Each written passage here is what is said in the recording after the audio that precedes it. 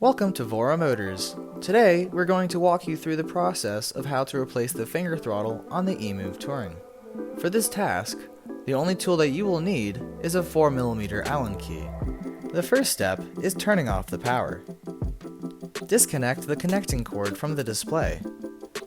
Now take your 4mm Allen key and unscrew these two screws closer to the display.